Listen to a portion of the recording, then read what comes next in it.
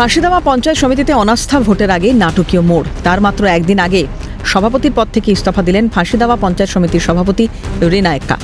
৩রা June তার বিরুদ্ধে মহকুমা শাসকের কাছে অনাস্থা প্রস্তাব জমা দেন তৃণমূলের ৮ জন পঞ্চায়েত সমিতির সদস্য ও এক নির্দল সদস্য।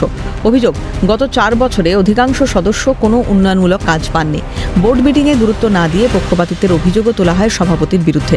নিয়ম অনুযায়ী বুধবার বিডিও অফিস প্রাঙ্গণে আস্থা ভোট হওয়ার কথা ছিল, কিন্তু তার আগেই শিলিগুড়ি মহকুমা শাসকের কাছে লিখিতভাবে ইস্তফাপত্র জমা দিলেন রীনা এক্কা।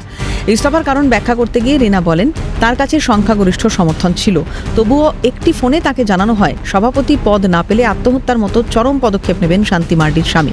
কারো কোনো ক্ষতি হোক তা তিনি চান না বলেই পদত্যাগের সিদ্ধান্ত নিয়েছেন। একই সঙ্গে বিজেপি সদস্যদের সহযোগিতার কথা উল্লেখ করে নিজের দলের কিছু সদস্যের ভূমিকায় আক্ষেপও প্রকাশ করেন তিনি। আমরা আছি 21 জন মেম্বার, 21 জনের মধ্যে 9 জন দিয়েছে। 9 জনের মধ্যে একজন আমাদেরকে আবার সাপোর্ট করছে, উনি উইথড্র করেও আসছে।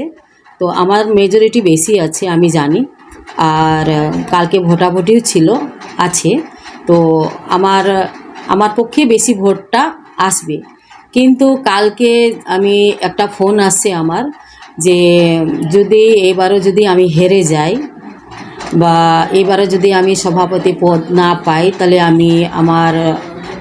আমরা সুসাইড করে নিব, এরকম আমার কাছে একটা কথা আসলো। শান্তি মার্ডি বিরুদ্ধে ও বলছে, হ্যাঁ ওনার কি বলে হাজব্যান্ড বলছে। তো এই কথাটা শুনে কিন্তু আমাকে সারা রাত আমি ঘুমাইনি। দেখুন, আর কয়েকদিনই আছে, আর আমি চাই না যে একটা চেয়ারের জন্য আর আমার জিতাতে যদি কেউ এরকম সুসাইড করে বা কিছু করে, তো এটা আমার খারাপ লাগবে। সেই জন্য আমি আজকে গিয়ে এই যে এসডি অফিসে গিয়ে আমি নিজের পদত্যাগ করলাম। যদিও যার পরিবারের বিরুদ্ধে চাপ সৃষ্টির অভিযোগ উঠেছে, সেই পঞ্চায়েত সমিতির সদস্য শান্তি মার্ডি অভিযোগ সম্পূর্ণ ভিত্তিহীন বলে দাবি করেন। রীনা এক্কা সাংবাদিক বৈঠক করে যে মিথ্যা অভিযোগগুলো এনেছেন, আমার স্বামী নাকি রীনা এক্কাকে ফোন করে বলেছে আমি নাকি সভাপতি না হই, আমি নাকি সুসাইড করব।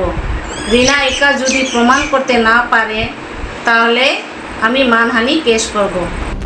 অন্যদিকে পঞ্চায়েত সমিতির বিরোধী দলনেত্রী পলি সাহা বলেন, 4 বছর একসঙ্গে কাজ করার পর এই পরিস্থিতি দুর্ভাগ্যজনক। কেউ হয়তো চাইছেন না রীনা এক্কা সভাপতি পদে থাকুন। তো 4 বছর একসাথে কাজ করার পরে আজকে এই অবস্থায় এসছে, কেউ হয়তো চাচ্ছে না উনি সভাপতিতে থাকুক। তো আমি কিছুক্ষণ আগেই জানতে পারলাম, বেশ আধা ঘন্টা আগে আমি জানতে পারি যে উনি নাকি আজকে ইস্তফা দিয়েছেন। জিনিসটা সেটা ভালো লাগলো না, হয়তো উনি খুব চাপের মধ্যে ছিলেন, ওর জন্য হয়তো দিতে বাধ্য হয়েছেন। রাজনীতির পালা বদলে সর্বহারা তৃণমূল। এবার পঞ্চায়েত স্তরেও তৃণমূলের মধ্যে শুরু হলো অন্তর্দ্বন্দ্ব। ফাঁসি দেওয়া পঞ্চায়েত সমিতির ভোটে এই পদত্যাগ কতটা প্রভাব ফেলবে সেটাই দেখার। পিকাই ঘোষের রিপোর্ট, ক্যালকাটা নিউজ।